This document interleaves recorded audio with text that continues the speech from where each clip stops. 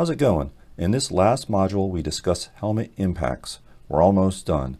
Please don't forget to fill out the brief course survey. This module details the history of football helmets and the association of helmet impacts to concussions. Knowledge of the nuances of helmet impacts that lead to SRCs can aid the observer in identifying them during gameplay. Helmets have had a long and illustrious role in the game of football. Originally, players viewed helmets as symbols of the weak-minded, worn only to prevent the much-desired battle scars and to save a few brain cells. Helmets are now components of the larger fashion statement that makes up the uniform as each team and brand attempts to outdo the other. Amongst all the shiny new stickers and slick-looking matte finishes, the football helmet's main role has remained unchanged. The player straps it on to protect the bone and soft brain matter encased within it. Helmets were first introduced at the turn of the 20th century.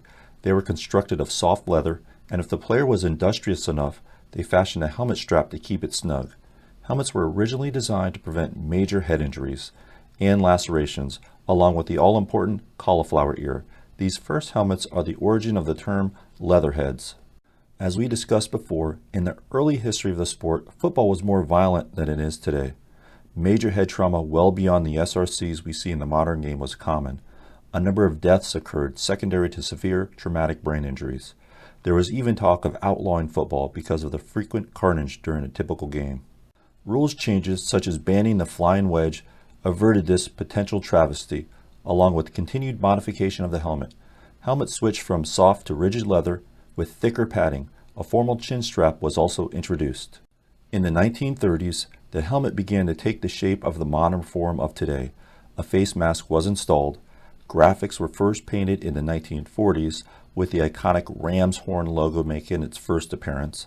Plastic, a material first developed in the early 1900s, was shaped to form the standard football helmet, replacing the hard leather in the 1950s. In 1973, the National Operating Committee on the Standards of Athletic Equipment, the NOCSAE, enacted impact standards for all football helmets. Wow, that's an acronym that would make the military proud. Their standard testing procedures impacts the helmet at different angles to determine its integrity.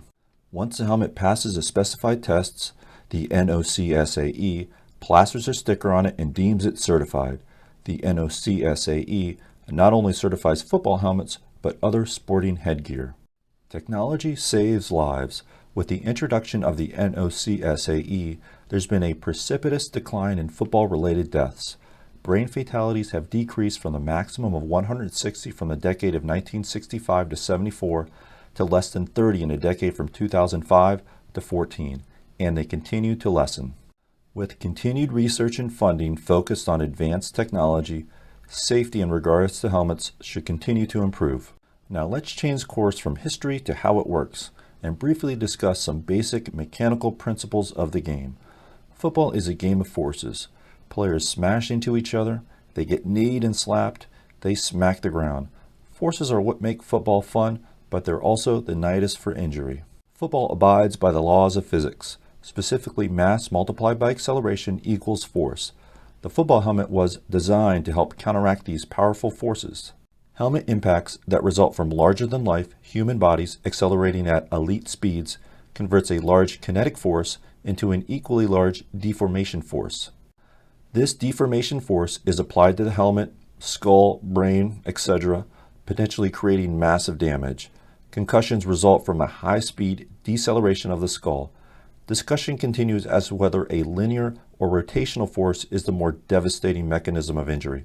Linear deceleration causes more focal injury through intracranial pressure fluctuations.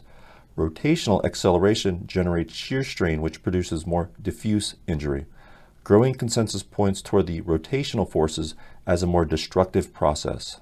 Now, while physics can be the cause of a devastating blow, it can also be its saving grace. The helmet seizes upon the very fundamentals that it's combating. The helmet is composed of the hard outer shell, the face mask, the interior lining, and the chin strap.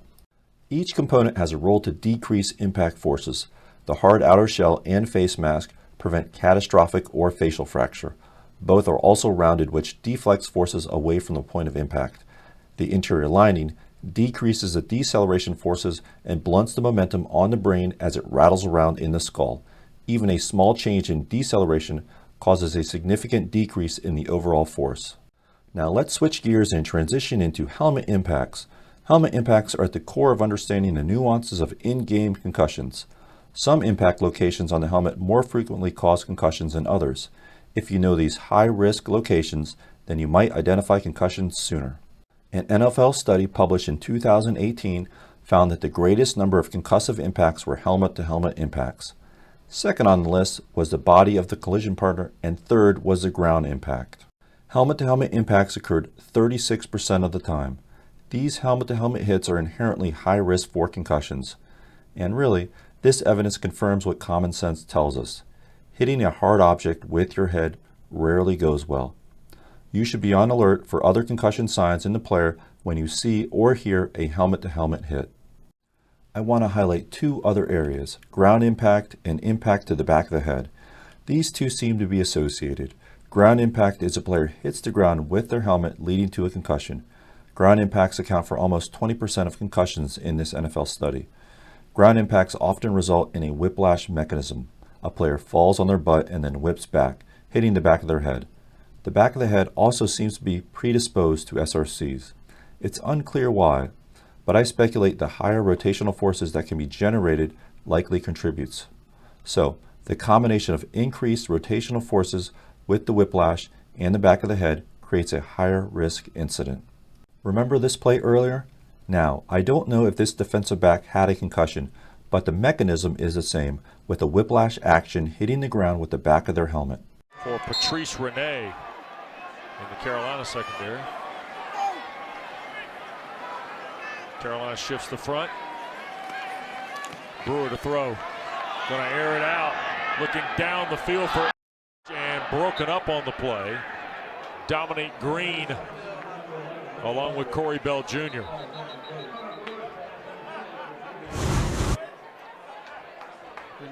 Good job there, snapping that head around underneath, good position.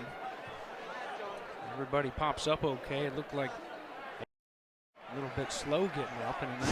Most impacts that caused a concussion were to the shell of the helmet, as opposed to the face mask.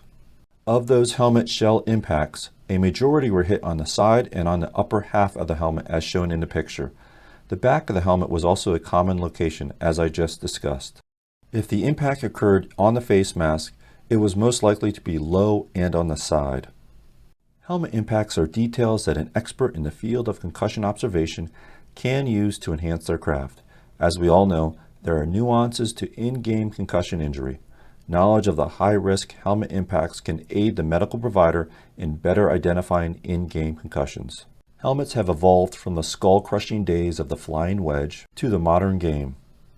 The football helmet is engineered to seize upon the very physics it's trying to counteract by decreasing the acceleration of the head and dispersing the forces at the moment of impact. So in summary, most concussions occur helmet to helmet and on the side and top of the shell. Don't forget about that whiplash mechanism with the back of the head impacting the ground. Concussions occur less frequently at the face mask, but if they do occur, it's most likely on the side and low on the face mask. This concludes this module. It's been a pleasure guiding you through this course.